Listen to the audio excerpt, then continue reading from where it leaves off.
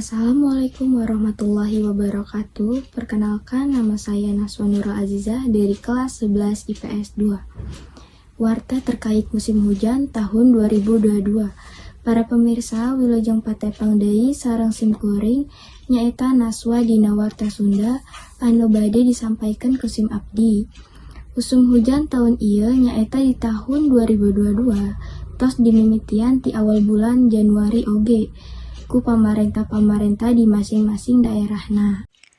Contohna di pamarentah Ciamis nu tepatna mah di Provinsi Jawa Barat tos ngawanti-wanti ka wargana sangkan salawasna waspada tina usum hujan anu bisa nyebabkan bencana alam nu teu diduga.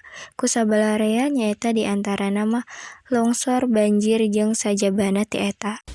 Bupati Ciamis oge etos mere amanat sakumna warga anu padumukanana di sisir gawir jeung di sisi hawangna kudu leuwih hati-hati tina bahaya longsor jeung banjir anu sering ngancam penduduk di sekitar eta. Kusabab datangna musibah teu bisa dibade-bade da eta mah keur saning Maha Pencipta nyaeta Allah Subhanahu wa taala. Ti taun ka taun pamarentah geus ngalaksanakeun tarekah sangkan musibah banjir jeung longsor dina usum hujan ieu teu karandepan warga.